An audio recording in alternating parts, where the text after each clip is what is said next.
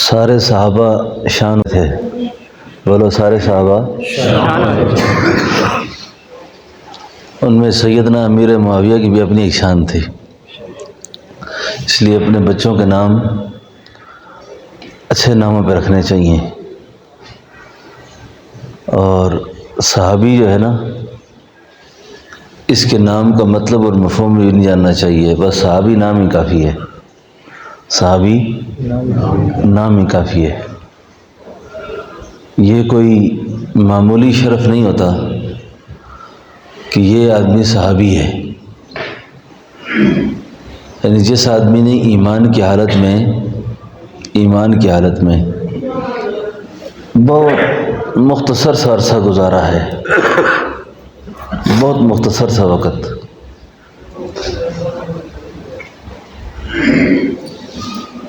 اس آدمی کی قدر و قیمت پتہ کیا ہے؟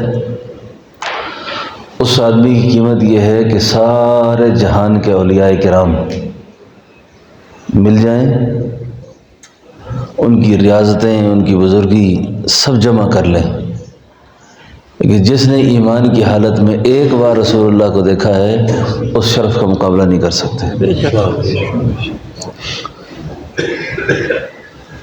کوئی جماعت ایسی نہیں ہے جس کو دنیا میں اس بات کا سرٹیفکیٹ نصیب ہوا ہو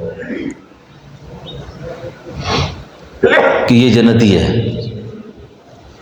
سوائے صحابہ اکرام کے، کہ اللہ نے فرمایا رضی اللہ عنہم ورضوا عنہ، میں اللہ ان سے راضی ہو گیا ہوں، یہ مجھ سے راضی ہو جائیں۔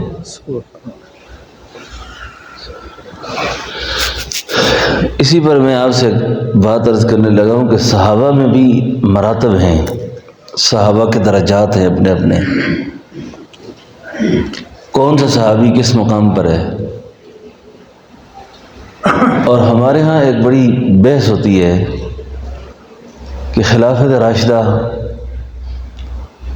کہاں ختم ہوئی، کب ختم ہوئی، خلافت سے ملوکیت میں تبدیلی کب آئی، سیدنا امیر معاویہ رضی اللہ عنہ خلیفہ راشد ہیں یا نہیں ہیں۔ آپ ایک نقطہ ذہن میں رکھیں، کیونکہ فتنے کا دور ہے، جہاں اعتکاف سے اعمال لینے ہیں وہاں عقائد بھی لینے ہیں، عقائد بھی سیکھنے ضروری ہیں۔ سیدنا امیر معاویہ رضی اللہ عنہ خلیفہ راشد ہیں یا نہیں ہیں، چھٹے خلیفہ ہیں کہ نہیں ہیں، اصولی بات یہ سمجھیں کہ وہ صحابی ہیں کہ نہیں ہیں۔ کیا خیال ہے مولوی صاحب، وہ صحابی ہیں یا؟ اگر ایک آدمی کہتا ہے وہ صحابی ہیں تو بات ختم، وہ صحابی رسول ہیں۔ دشمن امیر شام کا چیلا ہے وہ شیطان کا، تو وہ صحابی رسول ہیں، وہ کیا ہیں؟ اب صحابہ کے اندر جو فرق مراتب ہیں، سیدنا ابوبکر صدیق رضی اللہ عنہ کا اپنا مقام ہے، سیدنا عمر کا اپنا مقام ہے، سیدنا عثمان کا اپنا مقام ہے، سیدنا علی کا اپنا مقام ہے۔ اب یہ سارے کے سارے اپنے اپنے درجات پر فائز ہیں، لیکن ایک چیز صحابہ کے اندر قدر مشترک ہے، پتہ وہ کیا ہے؟ وہ ہے عاجزی۔ وہ کیا ہے؟ عاجزی۔ ایک چیز صحابہ میں مشترک ہے کہ سارے کے سارے صحابہ اللہ کے سامنے عاجز تھے، سارے کے سارے صحابہ اللہ کے محبوب کے سامنے عاجز تھے۔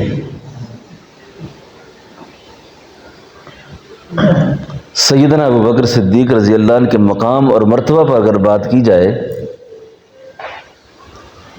صحابہ میں، تو کسی اللہ والے سے کسی نے پوچھا کہ صدیق میں اور نبوت میں کیا فرق ہے، صدیق میں اور نبوت میں کیا فرق ہے؟ سوال بنتا نہیں ہے یہ، کیوں؟ نبی نبی ہیں اور صدیق صدیق ہیں۔ نبوت کا اپنا مقام ہے اور صدیق کا اپنا مقام ہے۔ سوال کیا تھا کہ نبوت میں اور صدیق میں؟ تو اس عارف نے سوال کو سمجھ لیا کہ یہ پوچھنا کیا چاہتے ہیں۔ یہ سوال تھا رمز میں، اشاروں میں۔ انہوں نے کہا بات یہ ہے، آپ نے جو پوچھا ہے کہ نبوت میں اور صدیق میں کیا فرق ہے، یوں سمجھو کہ آقا کسی حوض پر کھڑے ہوں، آقا کسی حوض پر، آقا کسی تالاب پر کھڑے ہوں اور اس تالاب کے اندر جو عکس نظر آئے وہ صدیق ہوں۔ نظر سمجھ آ گئی بات آپ کو؟ آپ کا سایہ تو زمین پر نہیں پڑتا تھا، لیکن یہ ہے پرتو نبوت، جیسے آپ کو دیکھا ویسے ہو گئے، جیسا آپ کو دیکھا ویسے ہو گئے۔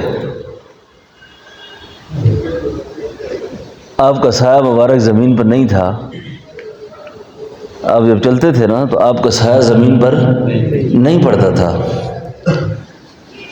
اللہ کے حبیب صلی اللہ علیہ وسلم کی تعریف اور صحابہ کرام کی جس شخص نے تعریف کی ہے نا، یہ میں آپ سے عرض کروں، یہ جو مشاجرات صحابہ جس کو کہتے ہیں نا، کہ صحابہ کے درمیان جنگیں ہوئیں، صحابہ کے درمیان یہ معاملے ہوئے، یہ کوئی آج کی بات تھوڑی ہے۔ صحابہ کرام کے درمیان جو بھی معاملے ہوئے، قرآن کہتا ہے رحماء بینہم، رحماء، وہ آپس میں رحم دل تھے، وہ آپس میں کیا تھے؟ رحم دل تھے۔ تاریخ جو ہوتی ہے نا، تاریخ لکھنے والے لوگ مجھ جیسے آپ جیسے لوگ ہوتے ہیں، وہ اچھی باتیں بھی لکھتے ہیں اور غلط باتیں بھی لکھ دیتے ہیں۔ آج کے دور میں اگر کوئی سانحہ اور واقعہ ہوا ہے تو اس حکومت کے اور اگلی حکومتوں کے کئی موافق ہوتے ہیں، کئی مخالف ہوتے ہیں، کوئی اچھا لکھ دیتے ہیں جی انہوں نے اچھا کیا تھا، اور یہ تو ایسا بدنصیبی کا زمانہ ہے، یہاں خدائی کے دعوے دار کھڑے ہو جائیں تو 10 آدمی اس کے ساتھ بھی کھڑے ہو جاتے ہیں۔ ایسے ہوتا ہے نا، کوئی نبوت کا دعویٰ کر لے تو 20-30 اس کے ساتھ بھی کھڑے ہو جاتے ہیں۔ تو حمایت اور مخالفت کا دور تاریخ ہے، اور تاریخ ایک گھنا جنگل ہے، اس کے اندر اچھی بوٹیاں بھی ہیں اور بری بھی ہیں، لیکن صحابہ اکرام کا وزن تاریخ سے کبھی نہیں کرنا۔ صحابہ اکرام کا وزن جب کرنا ہو، یا قرآن سے کرنا ہے یا نبی کے فرمان سے کرنا ہے، کہ اللہ نے کیا کہا اور نبی نے کیا کہا۔ تو ایک چیز جو صحابہ میں تھی نا جی مشترک، سیدنا امیر معاویہ رضی اللہ عنہ خط لکھتے ہیں اماں عائشہ صدیقہ کو مجھے نصیحت کر لیں، یہ عاجزی ہے نا، اپنا بڑا آدمی کبھی ایسا کرتا ہے؟ کہتا ہے مجھ سے زیادہ سیاح کون ہے؟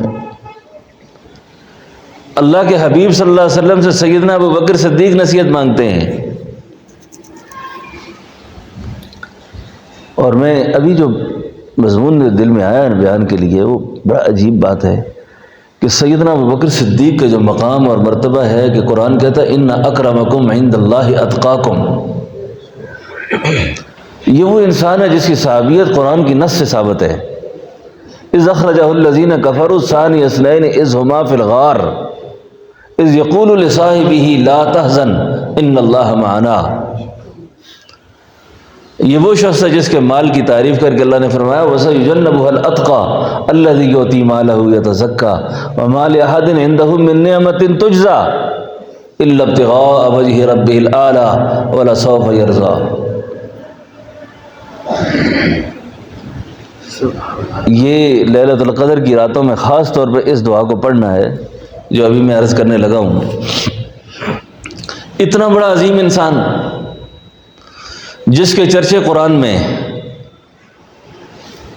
جس کے تذکرے اللہ کے محبوب کی زبان مبارک پر، اور جس کو اتنا بڑا شرف نصیب ہے کہ رسول اللہ صلی اللہ علیہ وسلم کے وہ سسر ہیں. سسر کا مقام کتنا ہی کم کیوں نہ ہو، وہ باپ کی جگہ ہوتا ہے، اور داماد کا مقام کتنا زیادہ ہو وہ بیٹے کی جگہ ہوتا ہے. اس لیے صدیق کے مقام کو کوئی شخص کتنا بھی کم کرے وہ نبی کے باپ کی جگہ ہے.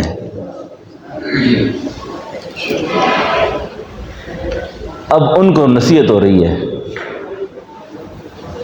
کتنا بڑا آدمی ہے کہ جس کے بارے میں جنت کا ہر دروازہ پکارے گا ابوبکر اس طرف سے آ جائیں، ابوبکر یہاں سے آ جاؤ، یہاں سے آ جاؤ. اللہ کے حبیب فرماتے ہیں ابوبکر سجدے کی نماز میں جب تہجد میں جاؤ تو سجدے کے اندر یہ دعا پڑھا کرو. اس دعا کو یاد کر لیں، اور نہ یاد ہو تو بعد میں علماء ہیں سب کو یاد ہوگی، پوچھ بھی لیں کسی سے کہ تہجد کے اندر سجدے کی نماز میں کیا پڑھنا ہے. تو سیدنا ابوبکر صدیق کو فرمایا کہ ابوبکر سجدے میں پڑھا کر اللہم انی ظلمت نفسی. پڑھیے اللہم انی ظلمت نفسی ظلما کثیرا ولا یغفر الذنوب الا انت فاغفر لی مغفرۃ من عندک وارحمنی انک انت الغفور الرحیم. کیا مطلب اس کا؟ کہا اللہ میں نے ظلم کیا اپنی جان پر بہت زیادہ. یہ حائزی اللہم انی ظلمت نفسی، میں نے بہت زیادہ ظلم کر لیا اپنی جان پر، ظلماً کثیرا، بہت زیادہ ظلم. ولا یغفر الذنوب الا انت فاغفر لی مغفرۃ من عندک وارحمنی انک انت الغفور الرحیم. یہ صحابہ کی عاجزی ہے، یہ آپ کی انکساری ہے کہ سجدے کی حالت میں جا کر اس دعا کا پڑھنا، سجدے میں جا کے اس دعا کو پڑھنا. ویسے بھی آج کل یہ کوئی منقول نہیں ہے، مشائخ کے معمولات میں ہے. یعنی آپ پوچھیں کہ یہ حدیث کے اندر اس کا کوئی ثبوت ہے تو شاید میری نظر سے تو نہیں گزرا، لیکن مشائخ کے معمولات میں ہے کہ یہ جو استغفار ہوتا ہے نا، استغفار اور مسنون دعائیں ہیں، یہ مسنون دعائیں اور استغفار نوافل نمازوں کے اندر آدمی مختلف حالتوں میں پڑھ سکتا ہے. مثلا جیسے آپ استغفار پڑھتے ہیں نا، کئی دفعہ آدمی تسبیح پر زیادہ استغفار نہیں پڑھ سکتا، تو آپ اس استغفار کو مثلا اگر 2 رکعت میں آپ نے ایک تسبیح پڑھنی ہے نا تو 2 رکعت میں آپ 100 بار پڑھ سکتے ہیں. کیسے پڑھ سکتے ہیں؟ جب آپ رکوع میں جائیں گے تو رکوع کے اندر جیسے سبحان ربی العظیم کی تسبیح ہے، سبحان ربی العظیم سبحان ربی العظیم، خود یہ بہت شان والی تسبیح ہے، اس کو دھیان سے پڑھنا چاہیے. تو اس کے ساتھ آپ استغفار میں یہ استغفار پڑھ لیں، استغفر اللہ الذی لا الہ الا هو الحی القیوم واتوب الیہ. یعنی آپ یہ 10 دفعہ پڑھ لیں. اب جب آپ رکوع سے اٹھیں گے تو آپ نے پھر یہ 10 دفعہ پڑھ لینا ہے،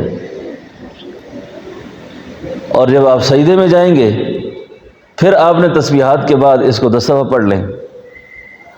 پھر آپ جب جلسہ کریں گے 2 سجدوں کے درمیان جو وقفہ ہوتا ہے اس میں پھر دوبارہ سجدے میں، تو گویا 1 رکعت میں یہ 50 دفعہ ہو گئی اور 2 رکعت میں یہ 100 بار ہو گئی.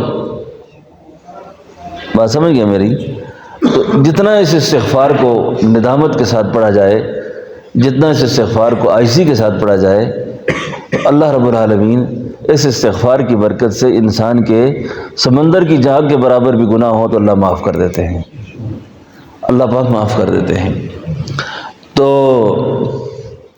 خاص طور پر ان دنوں کے اندر ان معمولات کا بہت زیادہ خیال رکھنا چاہیے اور اپنے گناہوں کی معافی اللہ تعالیٰ سے صدق دل سے مانگنی چاہیے. جیسے میں نے حدیث پاک کا مختصر اشارہ صبح بھی عرض کیا تھا آپ سے کہ نبی کریم صلی اللہ علیہ وسلم نے ارشاد فرمایا کہ کہ میرے پاس جب جبریل آئے تھے انہوں نے یہ فرمایا تھا کہ برباد ہو جائے وہ آدمی، ہلاک ہو جائے وہ آدمی جو رمضان کا مہینہ پائے، رمضان کا مہینہ، اور اپنے گناہوں کی معافی نہ مانگ سکے، بوڑھے والدین کو پائے اور ان کو راضی نہ رکھ سکے، اور میرا نام نامی اس میں گرامی اس کے سامنے آئے اور مجھ پہ درود نہ پڑے وہ۔ اب یہ تین باتیں جو آپ نے ارشاد فرمائی ہیں نا، میں سمجھتا ہوں کہ ان تین باتوں کے اندر اس وقت تقریباً ہم سارے لوگ ملوث ہیں، تینوں لوگ شامل ہیں، والدین، جوان اولاد کے سامنے بے بس ہو چکی ہے، بے بس ہو چکی ہے۔ دنیا کا سب سے خوش نصیب انسان وہ ہوتا ہے کہ جس سے اس کے والدین راضی ہوں، جس کے والدین راضی ہوں نا، اس سے خوشبخت انسان دنیا میں کوئی نہیں، کہ اس کے پیچھے ہاتھ کھڑے کرنے والی اس کی ماں ہے، اس کے باپ ہیں۔ اور یہ جو دعا ہے نا، دعا کے لیے یہ زبردستی نہیں کرائی جا سکتی کسی سے کہ آپ دعا کریں جی میرے لیے، دعا کریں۔ دعا اندر کا ایک جوہر ہوتا ہے، یہ دل سے نکلتی ہے۔ آپ اپنے باپ کو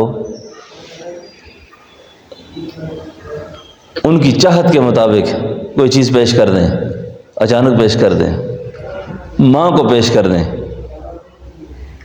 ایسی دعا نکل جائے گی، ایسی دعا نکل جائے گی۔ اور پھر تو والدین کی شان یہ ہے، وہ تو ہمیشہ اولاد کے لیے دعا ہی کرتے ہیں،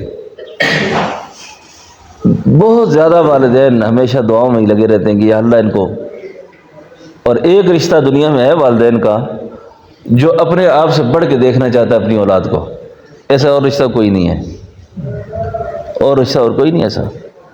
باپ اگر چپڑاسی ہو نا تو دعا کرے گا یا اللہ میرے بیٹے کو صدر پاکستان کر،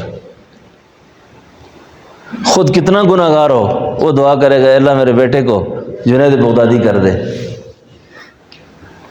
ڈاکو ہو اپنے بیٹے کے لیے ڈاکہ پسند نہیں کرے گا، اس کے لیے تعلیم پسند کرے گا، اس کے لیے علم پسند کرے گا، اس کے لیے بڑا منصب پسند کرے گا۔ تو نبی کریم صلی اللہ علیہ وسلم نے والدین کی طرف اشارہ کیا ہے کہ زندگی میں بوڑھے والدین کو پائے اور ان کو راضی نہ رکھ سکے۔ تو والدین بہت بڑا سرمایہ ہوتے ہیں۔ میں نے اللہ والوں سے یہ بات سنی ہے کہ جس آدمی نے اپنے استاد کی، اپنے مربی کی، اپنے والدین کی منشا کو سمجھا ہے، منشا کو، ان کی چاہت کو سمجھا ہے، اور پھر پوچھا نہیں ہے کبھی، ان کی چاہت کو سمجھتا ہے، منشا کو سمجھتا ہے، اس آدمی کو دنیا کی کوئی طاقت زیر نہیں کر سکے گی، اس کو کوئی آدمی کبھی جھکا نہیں سکے گا۔ اور جس سے اس کا روحانی باپ اور جس سے اس کا جسمانی باپ خفا ہو، ساری دنیا اس کے حالات موافق ہو جائیں، اس کا سر اونچا کوئی نہیں کر سکتا کبھی بھی۔ یہ قدرتی بات ہے یہ، کیونکہ عظیم رشتوں کی ناقدری ہے اس میں، تو اس ناقدری کے صلہ کے اندر اس کے اوپر یہ وبال ہمیشہ رہے گا۔ اس لیے اللہ تعالیٰ نے جن کے والدین زندہ ہیں، تواضع اختیار کرو، عاجزی اختیار کرو، ان کے پاؤں میں پڑ جاؤ، ان کے پاؤں میں پڑ جاؤ۔ کیا آپ ناراض تو نہیں مجھ سے؟ ماں خفا تو نہیں مجھ سے؟ بات سمجھ گئے میری؟ آپ خفا تو نہیں مجھ سے؟ اب کئی سارے لوگوں کا ایک بیماری ہے، وہ یہ کہتے ہیں جی کہ میں اگر ماں باپ سے رویہ اچھا رکھتا ہوں تو بیوی خفا ہو جاتی ہے، بیوی سے اچھا رویہ رکھتا ہوں تو ماں خفا ہو جاتی ہے، میں کیا کروں؟ یہ ایک نالائق اور ناسمجھ قسم کے آدمی کی علامت ہے۔ یہ سمجھدار آدمی جو بیوی ہے نا، بیوی، خاوند اگر اس کو اپنے بیڈ روم کے اندر، اپنے کمرے کے اندر تسلی کے دو بول بول لے، اس کے لیے یہ کافی ہے، اس کے لیے یہ کافی شافی ہوتے ہیں۔ باقی اگر آپ یہ سمجھیں کہ ساس اور بہو آپس میں ماں بیٹی بن کے رہیں گی، تو یہ تو قسمت کا معاملہ ہے، بہت کم جگہوں پہ ایسے ہوتا ہے۔ یہ تو انٹرنیشنل تقاضا ہے، لڑائی ہے۔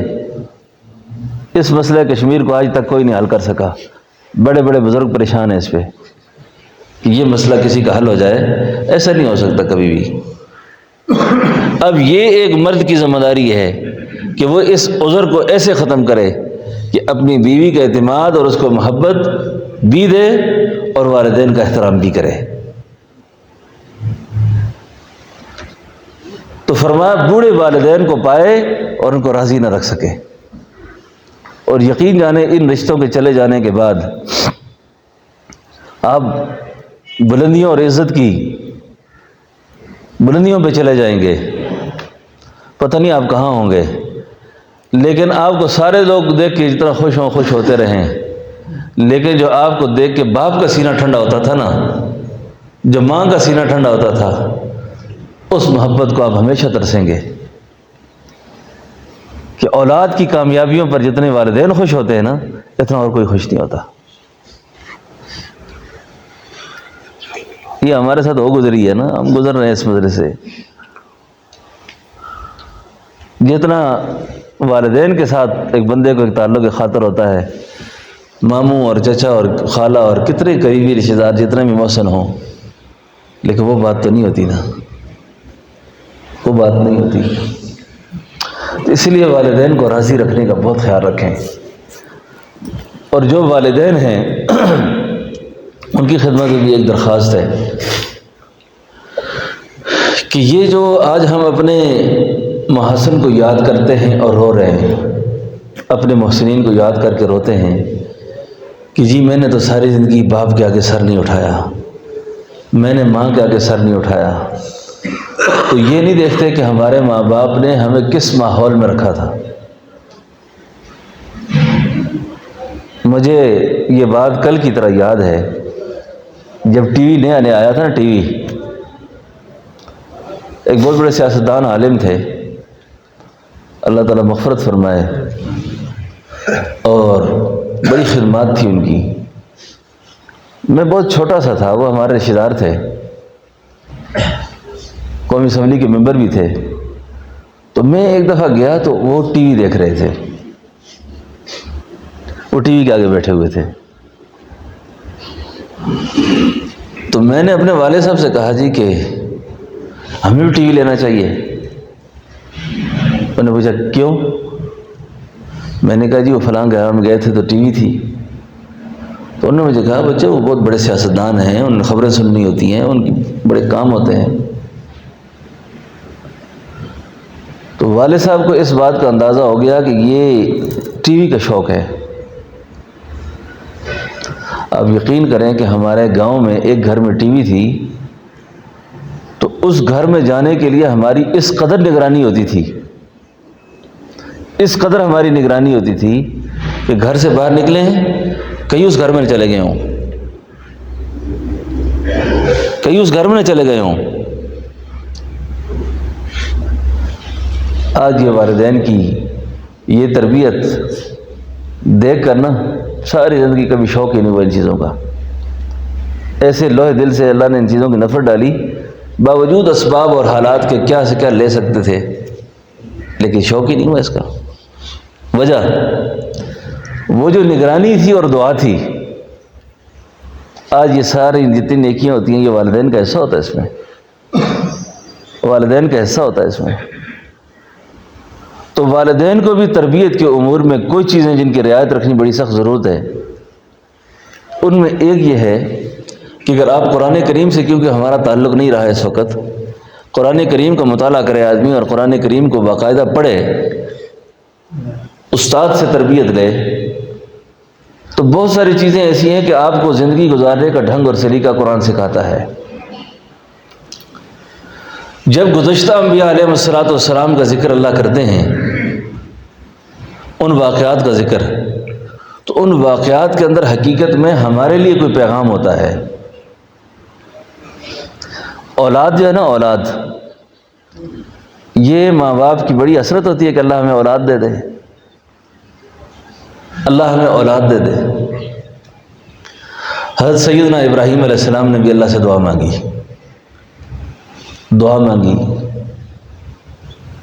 کہ رب ہب لی من الصالحین، اللہ مجھے نیک بیٹا دے۔ اور اولاد کی تمنا کرتے وقت اولاد کی تمنا کرتے وقت، اور اولاد کے امکان ہونے کے بعد والدین کو چاہیے کہ اپنی دعاؤں میں اس دعا کو شامل کر لیں کہ رب ہب لی من الصالحین، اللہ مجھے نیکوکار بیٹا دینا۔ اللہ اولاد دینی ہے تو نیک دینا، بے دین اولاد، بدبخت اولاد، ایسی اولاد جو والدین کے لیے درد سر بن جائے۔ کئی ماں باپ کو ہم نے یہ کہتے ہوئے سنا کہ یا اللہ اگر یہ نہیں ہوتے تو زیادہ اچھے تھے۔ ایسے ہوتا ہے نا؟ تو یہ دعا مانگنا کہ رب ہب لی من الصالحین، اللہ مجھے نیکوکار بیٹا دے۔ ابراہیم علیہ السلام بھی یہ دعا مانگتے رہے، اللہ مجھے نیکوکار بیٹا دے، مجھے نیکوکار بیٹا دے۔ ایک دن جواب آیا فبشرناہ بغلام حلیم، میرا پیغمبر مبارک ہو آپ کو، خوشخبری ہو آپ کو کہ ہم نے آپ کو حلیم الطبع بیٹا دیا، بردبار بیٹا دیا۔ اب مانگا تو نیک تھا، جواب میں فرمایا ہم نے بردبار دیا آپ کو، کیوں؟ فرمایا اس لیے کہ کل جن راہوں سے سیدنا حضرت ابراہیم علیہ السلام کو، اسماعیل علیہ السلام کو گزرنا تھا، اور راستے سے گزرنے کے لیے صرف نیک ہونا کافی نہیں تھا، اس کے لیے بردبار ہونا بھی ضروری تھا، حلیم الطبع ہونا ضروری تھا۔ اب بیٹا پیدا ہوا، وادی غیر ذی زرع میں چھوڑنے کا حکم ہوا، چھوڑ کر فرمایا اب بیوی اور بیٹے کو چھوڑ کے چلے جاؤ یہاں سے۔ دوستو کتنا عجیب وقت ہوگا کہ جب وہ معصوم سی کلی اور اپنی بیوی رفیقہ حیات اللہ کے حکم سے چھوڑ کر اب چلے جا رہے ہیں۔ یہ اللہ میں کس کے سہارے چھوڑ کے جا رہا ہوں، یہاں تو ہے ہی کچھ نہیں۔ اور وہاں ام القریٰ ایک بڑی بستی آباد ہونی تھی، بستیوں کی ماں آباد ہونی تھی، ایک بڑا شہر آباد ہونا تھا۔ یہ اپنی جگہ واقعہ، میں تو صرف یہ اپنا موضوع سے ایک دو باتیں یہاں سے نکالنا چاہ رہا تھا۔ چلے گئے، 12 سال بعد واپس آئے۔ کتنے سال بعد؟ امیر صاحب 12 سال کی تبلیغ تھی، چلا 4 مہینے نہیں تھے،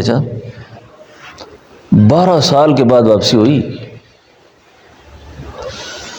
جب واپسی ہوئی نا تو قرآن کہتا ہے جو بچہ اسماعیل جس کو چھوڑ کر گئے تھے نا، اس کی عمر پتہ کیا تھی؟ فرمایا فلما بلغ معه السعی، دوڑنے کی عمر تھی۔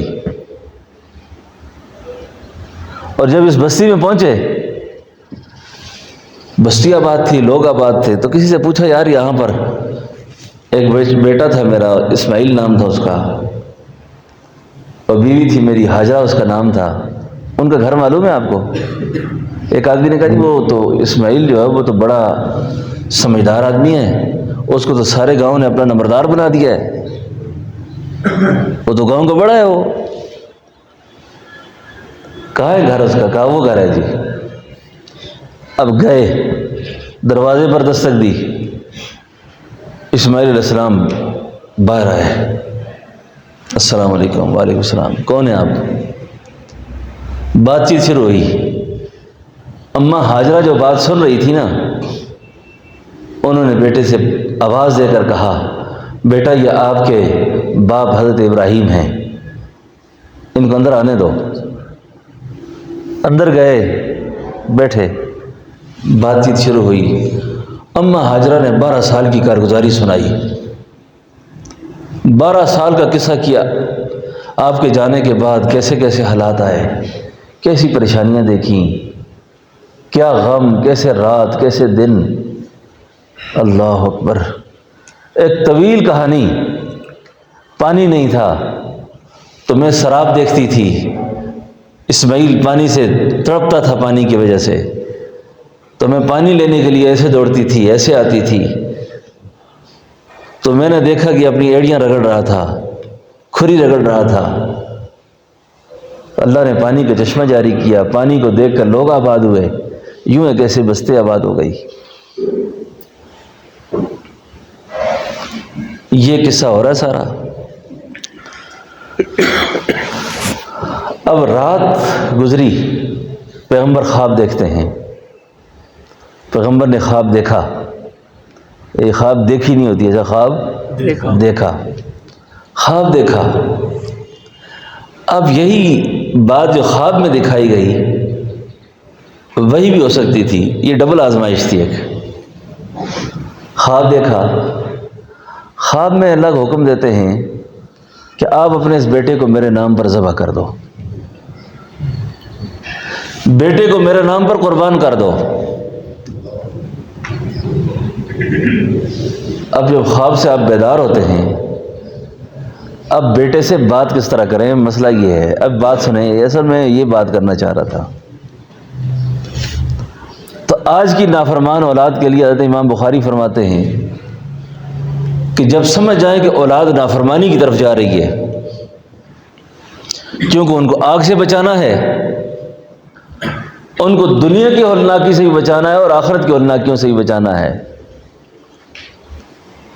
اب اولاد سے گفتگو کیسے کی جائے؟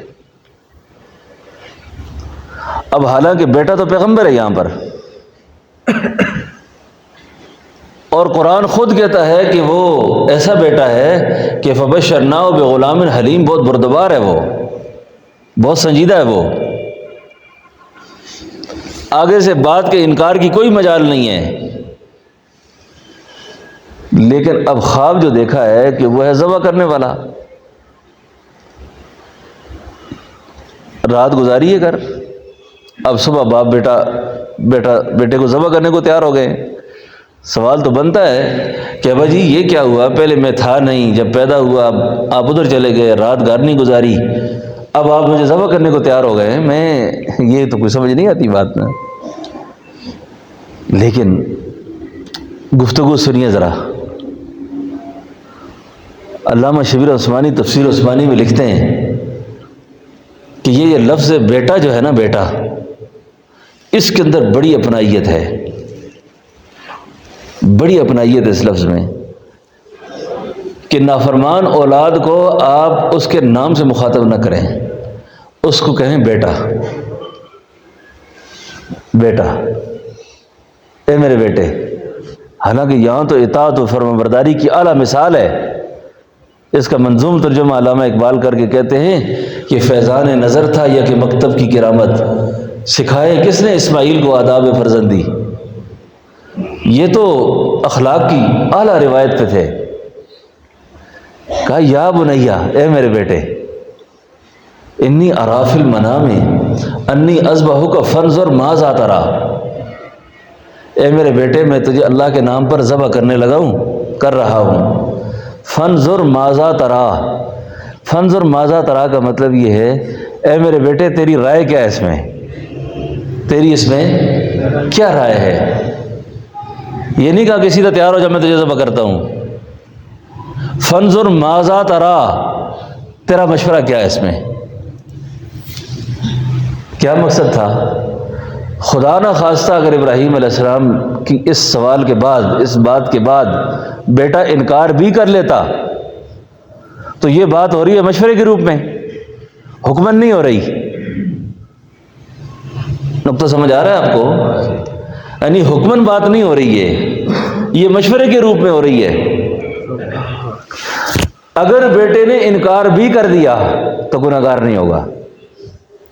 تو نافرمان اولاد سے اگر بات کرنی پڑ جائے، سمجھے کہ میری بات نہیں مانے گا، تو اس سے بات مشورے کے انداز سے کریں، حکمن نہ کریں، تاکہ گناہگار نہ ہو جائے، مزید برباد نہ ہو یہ۔ لیکن آخر وہ بھی اللہ کے پیغمبر تھے، انہوں نے آگے سے کہا یا ابت افعل ما تؤمر، یا ابت افعل ما، اے میرے ابا جی، یا ابت افعل ما تؤمر ستجدنی انشاءاللہ من الصابرین۔ ابا جی جو آپ کو امر ملا ہے آپ وہ کر گزریں، انشاءاللہ آپ مجھے صبر کرنے والوں میں پائیں گے۔ انشاءاللہ اور صابرین، یہ دو باتیں کر کے سارے غرور اور تکبر کا جنازہ نکال کے رکھا۔ میں انج کر دیتا، میں یہ کر دوں گا، میں وہ کر دوں گا، نہیں، انشاءاللہ اگر اللہ نے چاہا تو، اور آپ مجھے صبر کرنے والوں میں پائیں گے۔ کہ جس طرح مجھ سے پہلے لوگوں پر حالات آئے، آزمائشیں آئیں، پریشانیاں آئیں، انہوں نے صبر کیا، انشاءاللہ میں بھی صبر کروں گا۔ تو اس میں نقطہ جو میں نے عرض کیا وہ یہ ہے کہ نافرمان اولاد سے جب بھی بات کرنی پڑ جائے حکمن نہ کریں، مشورے کے روپ میں کریں، ورنہ باپ حکم دے سکتا ہے، یعنی باپ حکم اولاد کو دے سکتا ہے۔ حدیث میں ایک واقعہ بڑا عجیب آتا ہے، آج کل جو بوڑھے والدین ہیں نا، یہ پیار کو ترس گئے ہیں اولاد کی۔ حدیث میں آتا نا کہ ایک بیٹے نے باپ سے احتساب کیا، بیٹے نے باپ سے حساب کتاب شروع کر دیا۔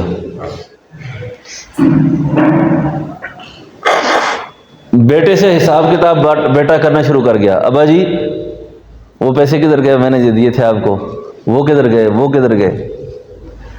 باپ بیٹے سے حساب کر سکتا ہے، بیٹا باپ سے حساب نہیں کر سکتا۔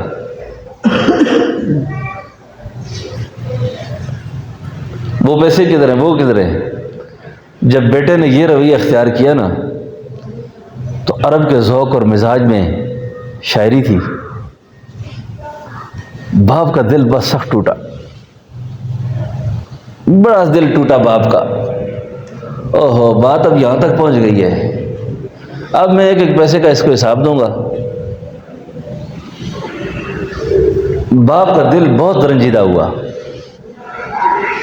بیٹے کو پکڑ کر کہا کہ چلو ان معاملات کا فیصلہ اللہ کے حبیب کی عدالت میں کرتے ہیں، اللہ کے نبی کے پاس لے جاتا ہوں۔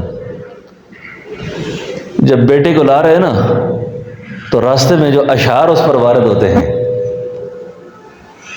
اشعار جو وارد ہوتے ہیں، باپ دل میں کہتا ہوا جب تو چھوٹا تھا تیرے گھر کے آنگن میں تجھے میں اٹھا کے چلتا تھا، اور جب تو روتا تھا تیرے رونے کی وجہ سے رات بھر مجھے نیند نہیں آتی تھی، جب تو بیمار پڑتا تھا تیری بیماری کی وجہ سے مجھے قرار نہیں آتا تھا، اور تجھے کوئی دکھ پہنچتا تو میں تیرے دکھ سے دکھی ہو جاتا تھا، تیرے غم سے میں غمگین ہو جاتا تھا، میرے رات دن کی نیندیں اڑ جاتی تھیں، میں تیری خاطر یہ سوچتا تھا، یہ سوچتا تھا، یہ سوچتا تھا، اور اب میری باری آئی تو تو نے مجھ سے حساب شروع کر دیے، اب تو نے میرے ساتھ یہ معاملے شروع کر دیے، میرا کوئی حق نہیں تجھ پر۔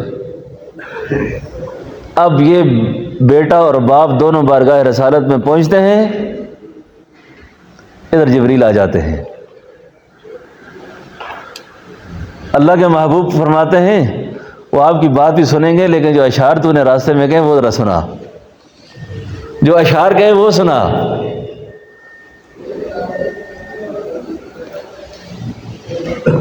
ادھر جبریل بول پڑے۔ اب باپ اور بیٹے کے درمیان جو فیصلہ ہوا نا،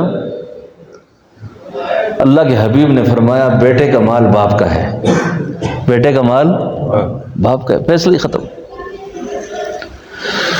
تو یہ تو میں نے حدیث کے تفصیل میں کچھ چند باتیں عرض کر دیں۔ پچھلے دنوں باہر کسی دنیا میں، عرب دنیا میں، ایک عدالت کے اندر ایک فیصلہ آیا کہ باپ نے بیٹے پہ دعویٰ کر لیا کہ یہ مجھے خرچہ نہیں دیتا، مجھے خرچہ نہیں دیتا، تو قاضی اس کو طلب کرے۔ قاضی نے جب بیٹے کو طلب کیا تو باپ سے پوچھا کتنا خرچہ ہے آپ کا؟ اس نے کہا مہینے کے 5 درہم۔ اس نے کہا اتنا کیس لڑا ہے تمہارے بیٹے کو، پتہ نہیں امریکہ سے ہم پیدا کر کے لائے ہیں، کہاں سے لائے ہیں، عین وقت پہ تو کہتا جی 5 درہم، یہ کیا مطلب ہے اس کا؟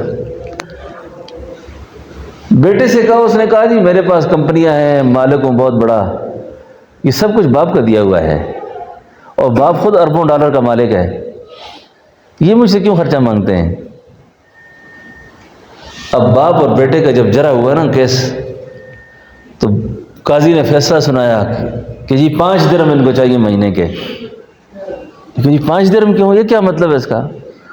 اس نے کہا جی میں نے درہموں کو کیا کرنا ہے، میرے پاس درہم بہت ہیں، صرف میں چاہتا ہوں کہ مہینے میں ایک دفعہ یہ عدالت ہی میں آ جائے، میں اس کو دیکھ لیا کروں، بس ایک دفعہ یہ مہینے میں عدالت میں آ جائے۔ کئی سال ہو گئے یہ مجھے ملنے نہیں آیا، کئی سال ہو گئے یہ مجھے ملنے نہیں آیا۔ وہ کہانی سمجھیں کہ موبائل خراب ہو گیا، موبائل تو ایک بندہ یہ گلشیر موبائل ٹھیک کرتا ہے اس کے پاس لے گیا بابا کہ جی میرا موبائل خراب ہے، اس کو ٹھیک کر کے دے دیں۔ انہوں نے کہا جی بابا جی موبائل تو ٹھیک ہے آپ کا۔ اس کا موبائل ٹھیک ہے تو پھر میرے پتر تو فون کیوں نہیں آیا، میرے بیٹے کا فون کیوں نہیں آیا اس پر؟ انہوں نے کہا بابا جی قصور موبائل کا نہیں ہے، بیٹے کا قصور ہے، وہ فون نہیں کرتا آپ کو۔ بیٹے کے لیے فون ملاقات کرنے کے لیے موبائل ٹھیک کرا رہا ہے، لیکن ہے موبائل ٹھیک ہے بالکل۔ تو یہ عبرت کی کہانیاں ہیں بہت زیادہ۔ تو رمضان شریف کا مہینہ پائے اور اپنے والدین کو راضی نہ رکھ سکے، بات یہ عرض کرنے لگا تھا، والدین کو راضی نہ رکھ سکے، والدین کو راضی نہ رکھ سکے۔ تو اس لیے جن کے والدین زندہ ہیں وہ اپنے والدین کے احترام میں بچ جائیں، اور جن کے والد فوت ہو چکے ہیں وہ والد کے دوستوں کا خیال رکھیں، والد کے بھائیوں کا خیال رکھیں، ان کے ساتھ حسن سلوک کا معاملہ کریں۔ ماں مر گئی ہے، ماں کے فوت ہونے کے بعد اپنی خالہوں کا، اپنے ماموں کا خیال رکھیں، ان کے ساتھ اپنی قربت کو بڑھائیں، ان کے ساتھ تعلق رکھیں، اور والدین کے ساتھ ان کے مرنے کے بعد جو حسن سلوک ہے۔ سیدنا حضرت سعد رضی اللہ عنہ تشریف لائے اور حضرت سعد نے آ کے عرض کی یا نبی اللہ میری والدہ فوت ہو گئی ہیں، میں اپنی والدہ کے لیے کیا کر سکتا ہوں، میں کیا ایصال ثواب کروں؟ تو اللہ کے حبیب علیہ الصلوۃ والسلام نے ارشاد فرمایا کہ آپ ایسا کرو، ایک کنواں کھدوا دو، کنواں رفاع عامہ، ایسا کام کرو کسی علاقے میں کنواں کھدوا دو، جب تک وہ کنویں سے پانی چلتا رہے گا تیری ماں کو اس کا ثواب پہنچتا رہے گا۔ ٹھیک ہے نا؟ تو اپنے والدین کے لیے نا، اپنے والدین کے لیے میں آپ کو ایک بڑا نسخہ اکسیر بتاتا ہوں۔ یہ ایسی نیکی ہے جس کا ذکر نہ کیا کریں کس سے، اور بندے کو خود بھی کچھ اعمال ایسے رکھنے چاہیے اپنے کہ جن کی گواہی جس کے ساتھ نیکی کی ہے اس کو پتہ ہو، اللہ کو پتہ ہو، بس تشہیر نہیں کرنی چاہیے اس کی، بتانا نہیں چاہیے کسی کو۔ آج تو بڑے افسوس کا وقت ہے، رمضان شریف میں 5 کلو آٹا بھی دیتے ہیں ہم کسی کو، تو اس کی بھی جب تک سیلفی نہ لیں تو آٹا بھی نہیں دیتے کسی کو۔ یہ بھی خطرناک بات ہے۔ اچھا کبھی اس مقام پر خود اپنے آپ کو کھڑا کریں کہ اس لائن میں کھڑا ہوں اور لوگ 5 کلو آٹا دیتے ہوں اور وہ مجھے کہے جی بزرگوں ذرا سائڈ پہ جاؤ، ایک تصویر بھی لینی ہے آپ کے ساتھ۔ جی کتنے افسوس کی بات ہے یہ، کتنے افسوس کی بات ہے یہ۔ کسی کی عزت نفس کو مجروح نہیں کرنا چاہیے، کسی کی عزت نفس کو مجروح نہیں کرنا چاہیے۔ کیا بات کر رہا تھا میں؟ بدعائیں نبی علیہ السلام نے آمین کہی، وہاں سے پوچھیں۔ تو اس بات کا بہت خیال رکھنا چاہیے۔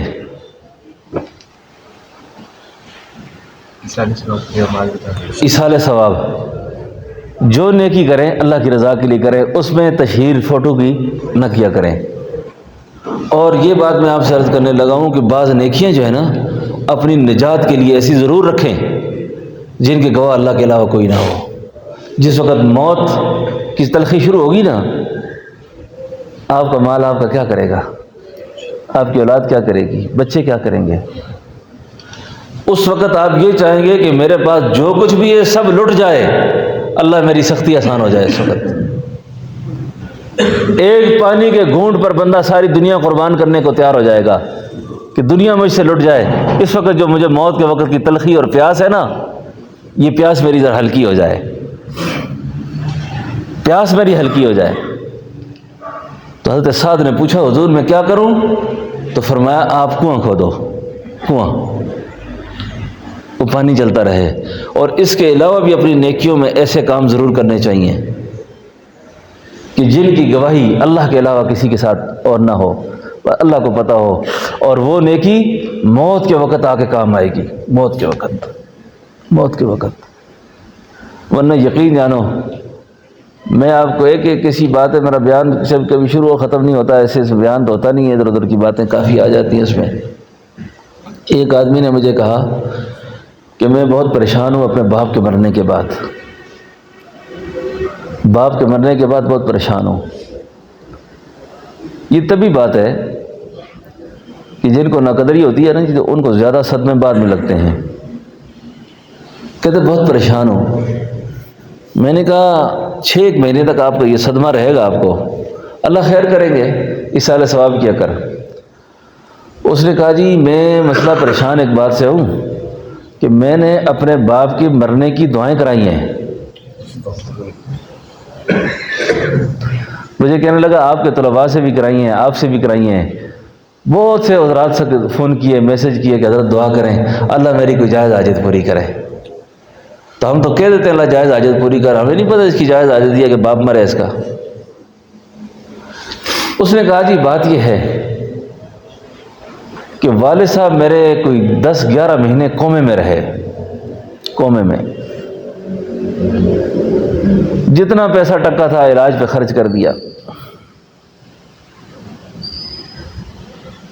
اب میں قرضے لے لے کے تھک گیا، نہ باپ ٹھیک ہوتا ہے نہ مرتا ہے، پریشان ہوں۔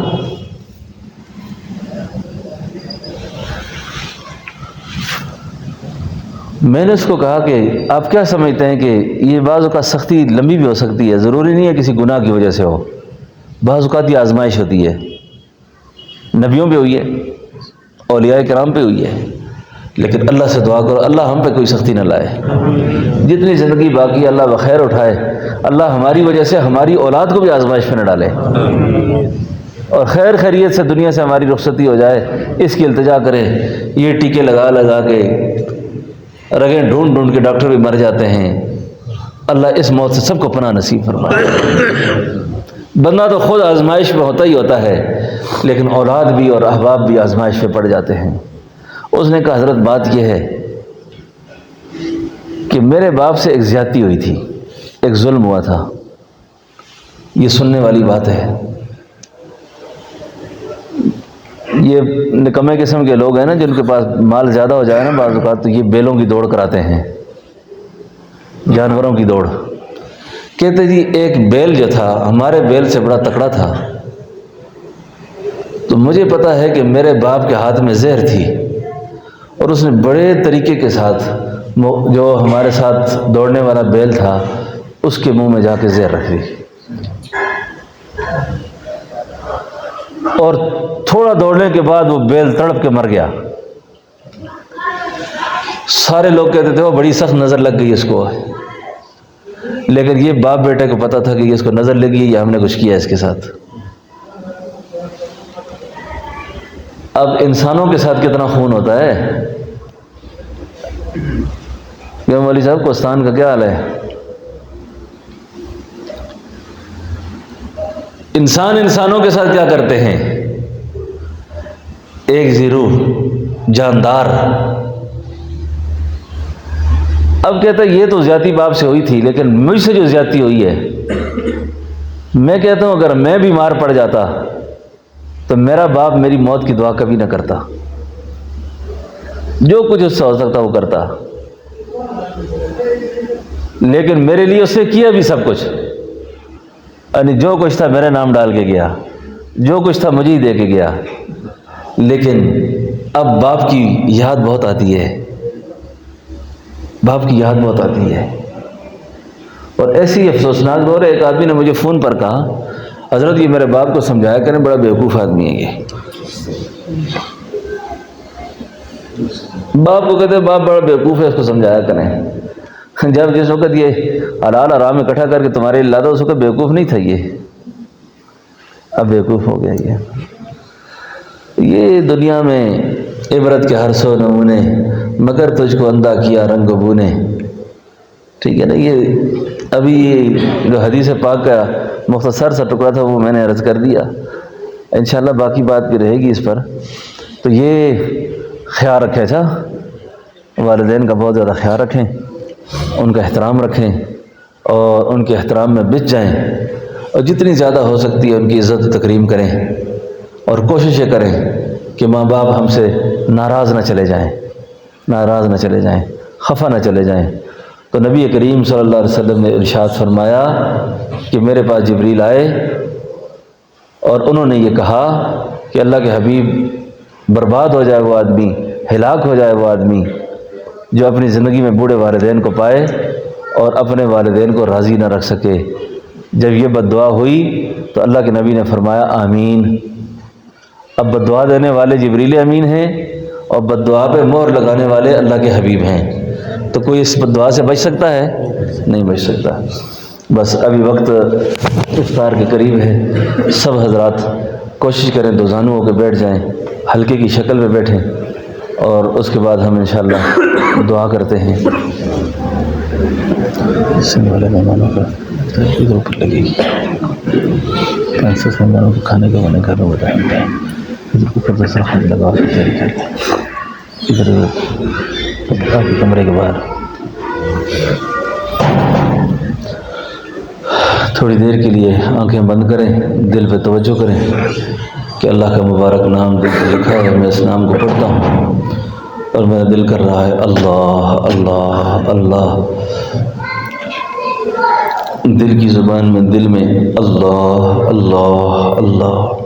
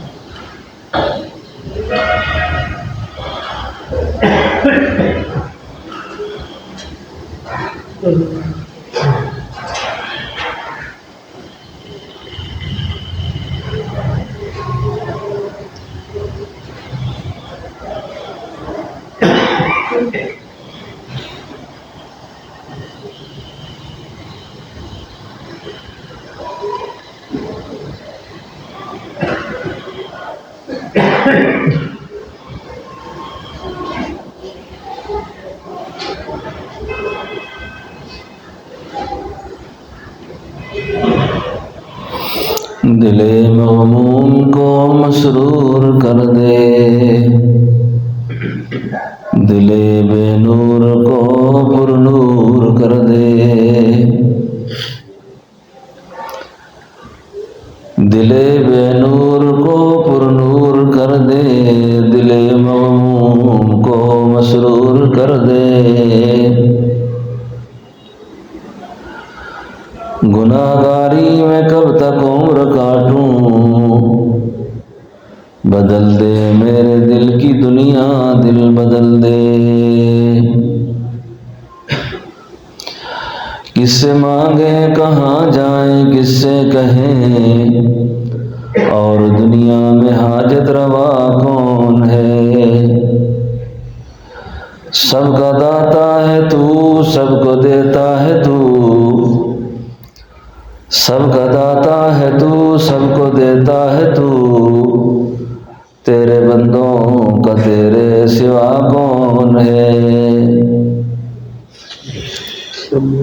انبیاء اولیاء تابعین و صحابہ پہ جب بھی کوئی مشکل آ بنی، گر کے سجدے میں سب نے یہی عرض کی، تو نہیں ہے تو تیرے سوا کون ہے، اللہ۔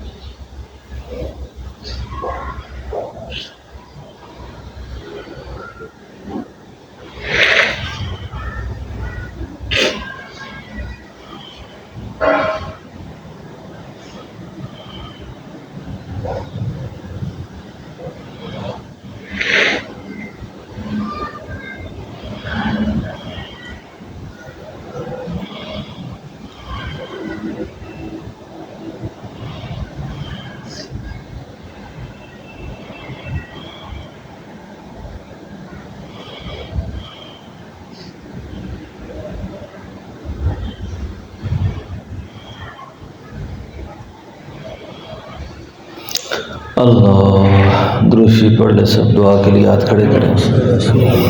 اللہم صلی علی سیدنا نبینا مولانا وعلى آل سيدنا ونبينا مولانا محمد وبارك وسلم۔ اے اللہ ہم سب کے گناہوں کو معاف فرما، یا اللہ ہم سب کی خطاؤں سے درگزر فرما، اللہ ہم سب کی خطاؤں سے درگزر فرما، اے اللہ ہم سب کی پریشانیاں دور فرما، اللہ ہم سب کی مشکلات کو آسان فرما، اللہ ہم سب کی تنگ دستیاں دور فرما، اللہ ہم سب کے قرض مرض دور فرما، یا اللہ علت اور ذلت سے محفوظ فرما، بری موت سے بچا، برے انجام سے بچا، یا اللہ خاتمہ بالخیر ایمان پہ فرما، اے اللہ ہمیں معذور نہ فرما، محتاج نہ فرما، تنگ دست نہ فرما، مقروض نہ فرما، اے اللہ جتنی زندگی باقی ہے برکت و عافیت نصیب فرما، اے اللہ برکت و عافیت نصیب فرما، اے اللہ برکت و عافیت نصیب فرما، جادو سے، نظر سے، حسد سے، فتنہ جنات و شیاطین سے اللہ محفوظ فرما، نفس کے فتنے سے اللہ محفوظ فرما، اے اللہ نفس کے فتنوں سے بچا، اے اللہ دجال کے فتنوں سے بچا، دجال کے فتنوں سے بچا، اے اللہ مخلوق خدا کے فتنوں سے بچا،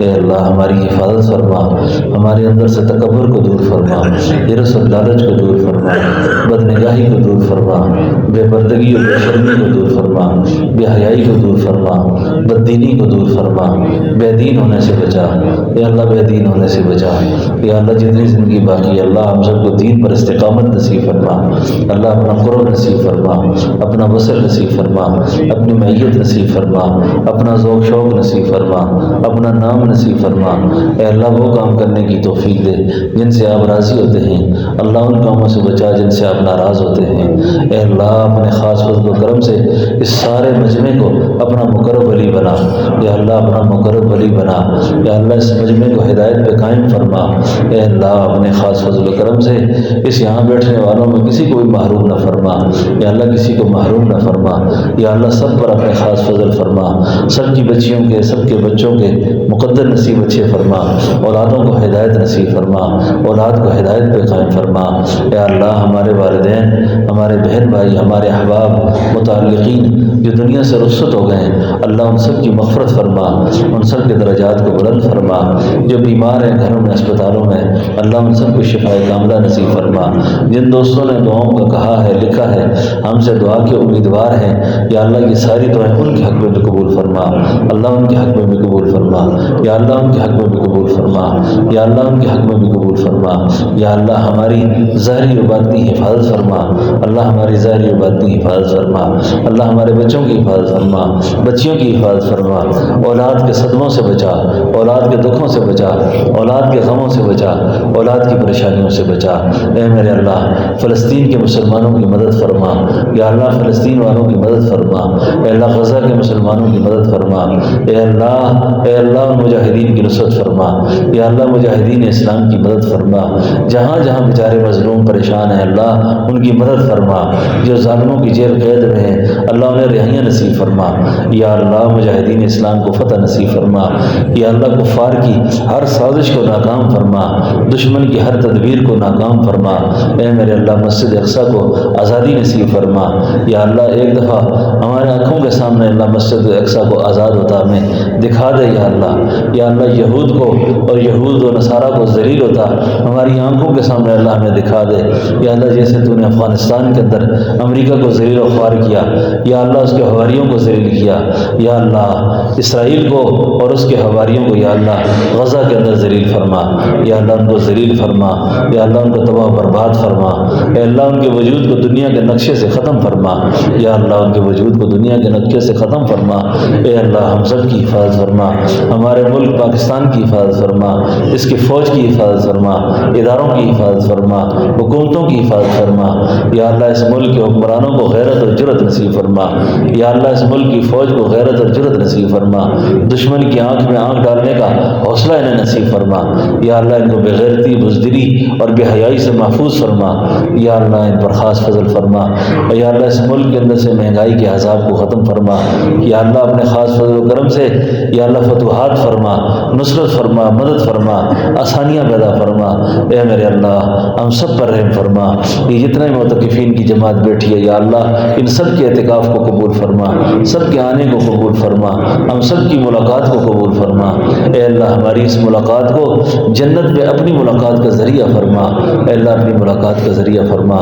یا اللہ حاضرین مجلس سے راضی ہو جا، اے میرے اللہ ان کے دل کے اندر جتنی ارمان ہیں، جتنے جذبات ہیں، وہ کہاں کہاں سے دوست اللہ تشریف لائے ہیں، تیری محبت میں آئے ہیں، تیری رضا کے لیے آئے ہیں۔ اللہ ان سب کو نواز کے واپس کر یا اللہ، ان سب کو کامیاب کر دے یا اللہ، ان کے بچوں کو کامیاب کر دے، ان کے گھر کی پریشانیاں دور کر دے، ان کے قرض مرض دور کر دے یا اللہ، ان کے سارے حالات پر رحم فرما دے یا اللہ۔ یا اللہ اس وقت مزدور کو مزدوری وقت ملنے کا وقت ہوتا ہے، اجرت کا وقت ہوتا ہے، اور روزہ دار کی اجرت اس کے افطار کے وقت کی دعا ہے یا اللہ۔ آپ تو سخی بادشاہ ہیں اللہ، جو کچھ ہم نے مانگا ہمیں عطا فرما دیں اللہ، جو کچھ مانگا ہمیں عطا فرما دیں اللہ۔ ہم معذوری سے پناہ مانگتے ہیں، فالج سے پناہ مانگتے ہیں، کوڑ سے پناہ مانگتے ہیں یا اللہ، یہ ظاہری باطنی بیماریوں سے پناہ مانگتے ہیں یا اللہ۔ ہمیں مزدور سمجھ کر ہمیں اجرت دے دیں یا اللہ ہمیں، اور ہماری اس اجرت کے طور پہ اللہ ہمیں ہماری روحانی جسمانی بیماریاں دور کر دیں،